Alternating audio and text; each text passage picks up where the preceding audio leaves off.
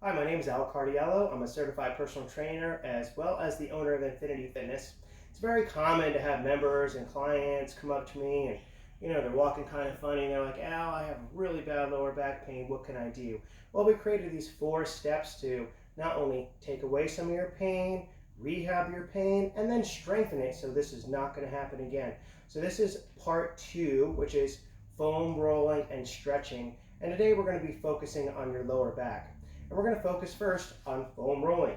One of the things about this foam roll, which is the most common one that you see, is this foam roller should never be used for your lower back.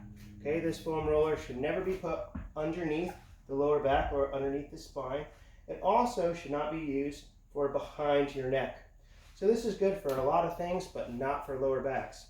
The foam roller in which that you would want to use for that is this little foam roller. And the reason why is that we can put this on our lower back and we're not going to be pushing on the spine, in which that's what we're trying to avoid, is pushing on the spine.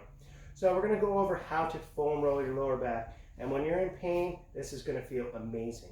Okay, what you want to do is you're going to find a little bench. You're going to be able to put your heels on top of the bench. You're going to take the foam roller and you're going to start on one side of your spine. Again, we're never going to put that foam roller on the spine. We do not want to push on the spine. So after you position that ball on your lower back, you're probably going to know right where that muscle knot is or that trigger point is. So foam rolling is more or less rolling the foam roller around, trying to identify that spot. You may be on certain parts of your back, no problem. All of a sudden you're going to be like, whoa, right there it is. As soon as you find that spot, try to leave the foam roller on that spot and try to focus on breathing because it is kind of painful. You could decrease the amount of pressure that you have on that area by using your legs. You could drop your butt, put more pressure on that area, or lift your butt up and take a little less pressure in that area. But ultimately, you want to try to apply as much pressure as you can. And as you're breathing, you're going to try to count to 15, trying to work out that muscle knot. You may do it a couple of times, you may find a couple of different areas, and then go to the other side of the spine. The next thing that we're going to go over is some stretches. First thing you want to do is stay down there. We're going to pull your knees into your chest. Right away, this straightens out the lower back.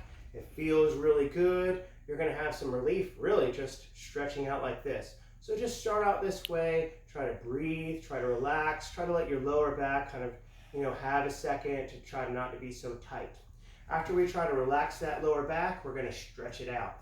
How you're going to do it is you're going to straighten both your legs all the way out. You're going to take one leg and you're going to fold it across the body. So take that leg, fold it all the way across, okay? You're going to take this hand and you're going to put it on that knee, trying to push down gently.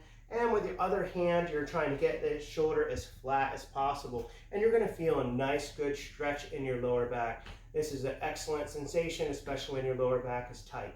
And we're going to do that on both sides. And while you're doing this, you're just going to breathe in, breathe out. Try not to hold your breath and just stay relaxed and try to get into that stretch. Last thing that we're going to do is a piriformis stretch.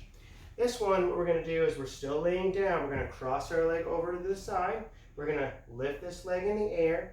With this arm, we're going to pull our hamstring, and on this hand, we're going to push the knee away. Okay? So we're trying to basically have opposing forces, and that's stretching out your piriformis. And a lot of you may not know what that is. That's a little muscle kind of in your butt. So you're kind of feeling a nice, good stretch in your glutes, and this will help relieve some of that pain on your spine that causes causes that pain. So this is a great way that you can do to foam roll and stretch out your lower back and start becoming pain-free.